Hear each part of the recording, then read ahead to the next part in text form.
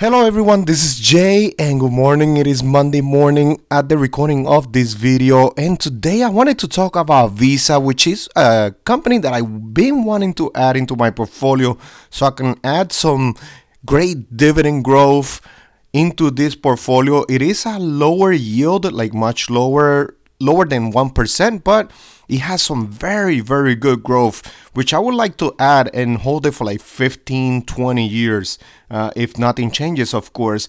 Visa has been on a lot of people's radar. Right now it is closer to the 52-week high. If you guys see right here, I added into the last column of my spreadsheet, which I've been saving for Visa. And I was also looking into MasterCard, honestly, because MasterCard has some great growth, which I'm going to show you also in a few minutes. But Visa has been calling my attention a lot. I really like it. I like their growth. We're going to go through their numbers also. And I've seen people adding it, even though it is at all-time highs. One of my subscribers, Legendary, has been buying also. As of lately, he put it in the comment section. Have you been buying Visa also? I just feel like any price that you pick it up at, it's just, it's still good because it just continues to go up and up and up. So let's go right into the stock analysis tab, and then I'm also going to tell you about a challenge that I'm planning on doing, and I really want your opinion on it. So let's go right here into stock analysis. And as you can see right here, it closed on Friday at $264.17. The market cap $531 billion. The EPS, earnings per share, it is at 8.28.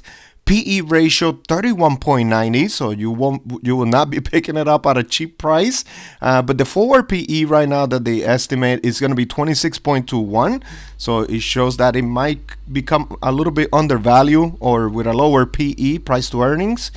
That dividend yield right here is 0.79%. That's what I mentioned before. It has a very low yield, and they pay $2.08 a share per year. Their last ex-dividend date was on November 8th, 2023. And the analysts are calling this a buy right now, even though it is at almost all-time highs. The 52-week range is $208.76 of a 52-week low, $266.19. It's only like $2 away from the 52-week high, so it is pretty much at an all-time high. This is the chart for the last 5 years in price only, and it is up 96%. As you guys can see, it just continues to go up and up. In January of 2019, it was around $140 a share, and it just continued to go up to 175, 205. Then it went down right here. Would have been nice to pick it up at 146, but it just continues to go up and up and up. And they might get a pullback. I'm sure they might get a pullback, but it's not gonna be like a huge pullback. It might go down, maybe, according to the trend right here, I don't know, it might go down back into the 250s or something like that. But of course, we cannot predict the future. But if you can see right here, it just continues to go up and up and up. And if we expand it into the max, imagine picking it up at $13.92 right here in 2009. That would have been great. I don't know. There was probably people saying that this was very overvalued, or don't pick it up, or I don't know. But it just continues to go up and up and up. Let's go into the financials very quickly. As you can see right here, let's open the chart. That revenue just continues to grow and grow and grow. And as you can see, let me see, it is in millions. Let me open it up in billions. So right now it is, as you can see right here, it just continues to go up and up. In 2020, they were at $21.8 billion in 2020, but then in 2021, 24.1, 2022, 29.3, and then 2023, $32.6 billion in revenue.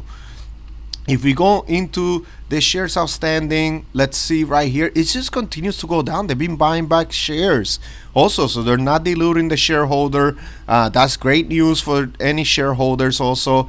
As you can see, in 2020 there were at 1.9 billion shares, and in 2023 1.87 873 billion shares. So they just continue to go down and down.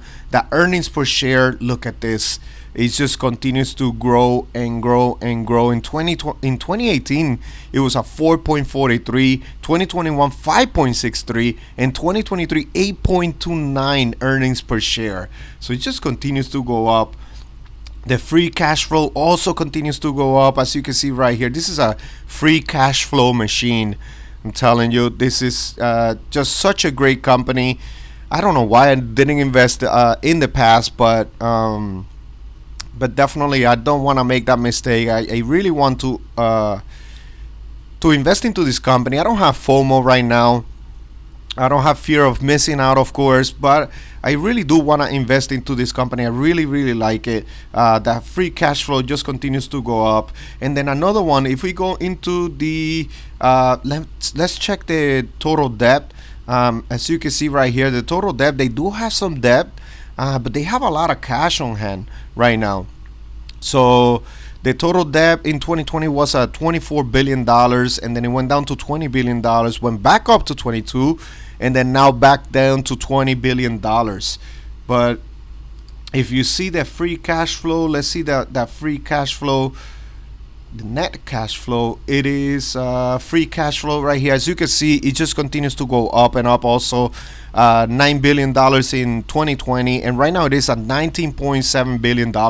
So they have almost as much cash flow as debt, so they're able to pay that debt very quickly, I'm sure. And if you see the PE ratio, as you can see right here, this is just goes by year, and it pretty much averages around the PE that is at right now, which is at 31. If I'm not mistaken, it was at 31.90. So let's go back into the ratios, to the PE ratio, and yep, right here.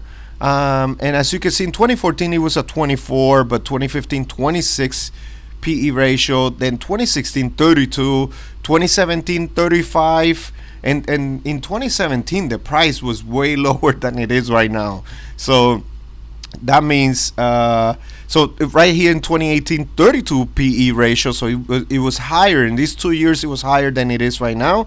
2019 30, 2020 39, and 2021 38 PE ratio. So it was very, very expensive. Right here in 2022 it was a great time to pick it up at a 24 PE ratio. 2023 27 PE ratio, and then the current right now it is 31.9. As you can see, it is always in the 20s and 30s PE ratio, but if you look at the price when you open it up, it don't matter, because it's like it just continues to go up and up. So when it was at a PE ratio of 20 something to 30 right here during these years, it was at a cheaper price than it is right now, but it just continues to go up. So you're just going to continue to gain some. As you can see right here, the dividend, let's check the dividend information right here. That payout ratio is only 25%. So they have a lot of room to continue to grow that dividend. And this is it. This is it right here. Dividend growth 18.73%. So this, you get some great dividend growth from this company. As you can see right here, in 2017 they were paying a 19 cent. 2018 they were paying 21 cents, and then they grew it to 25 cents. In 2019 they grew it to 30 cents a share. Then in 2021 they did 32 cents. In 2022 37.5 cents. Then in 2023 45 cents, and then at the end of 2023 they raised it up to 52 cents a share. So the dividend growth is just looking really, really good. And if we go into Seeking Alpha, I have it right here. Compare the three companies, Visa, MasterCard, and American Express. The ticker symbols for MasterCard is MA, and for American Express, AXP. And as you can see here, I opened up the total return with dividends reinvested in the last 5 years. And look at Visa, 99% total return. MasterCard, 125%. Wow, that's definitely great. American Express, 98.44%. The lowest out of the three, but it's still looking really, really good, American Express. Warren Buffett holds this one. I'm sure he still does hold it, but definitely American Express is looking really, really good. Look at that return for MasterCard, which is another one that is really, really calling my attention also. It is at a very high PE right now. The price that is at right now, let's take a look. Let's go down a little bit. Last close, it was for MasterCard $429 a share, and for American Express, $182 a share.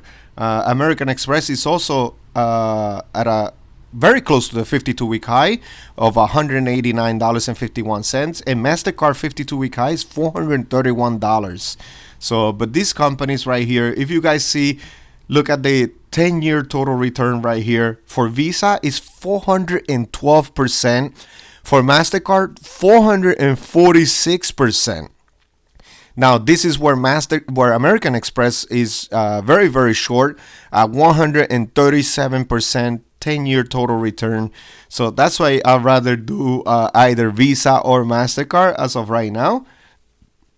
As you can see right here, the dividend growth CAGR also for the last 3 years for Visa, it is 15.3%, for MasterCard 13%, and for American Express 11.7%. Then in the 5-year, for Visa 16.27%, MasterCard 17%, and American Express 10%. Visa have been growing their dividend for 15 years, for the last 15 years. MasterCard 12 years, and American Express only 2 years. So the challenge that I'm planning on doing that I kind of wanted to do was I wanted to start a position with $50. I have $146 in cash right now. I was planning on maybe doing $50 to start right now. This $260 something price this week. And then just on a weekly basis, every Friday, add it into my weekly, no matter what the price is at, contribution. Meaning, I want to add a minimum of $5 on a weekly basis, even if Visa goes to $300. No matter what, no matter where it's at in 2024, just add at least a minimum of $5 on a weekly basis, starting with a $50 contribution this week, so I can put this cash to work right now. And then probably the balance of it, I don't know, I might put it into VYM or SCHD, most likely into VYM. But what do you guys think of the challenge? Should I do that challenge? Would that be a good challenge to do? Would you guys follow? So you guys can continue to see how Visa continues to grow. I really want to do that. I kind of want to start with like $50 this week and then just put a minimum of $5. I'll probably put like 10 or 15 if it goes down and down, if it takes a dip. But a minimum of $5 no matter where the price is at. What do you guys think? Please let me know in the comment section. I really appreciate everyone's opinion. And please let me know, how much do you hold of Visa? Definitely a position that I really want to add. I also looked into MasterCard, so I was undecided between the two. I think the two of them, it's just either one you add into your portfolio. I just don't think is the wrong choice, honestly. But what do you guys think? Please let me know in the comment section. And yeah, this is it. This is pretty much it. This is what I wanted to show you guys. I've been wanting to add that position into my portfolio, and I think right now it might be the time, even though it is at a all-time high, pretty close. All right, everyone. So I hope you enjoyed this one, and I'll see you on the next one. Thank you. Disclaimer, I'm not a financial advisor, and this is for entertainment purposes only. Please do your due diligence and research before investing in the stock market. Thank you.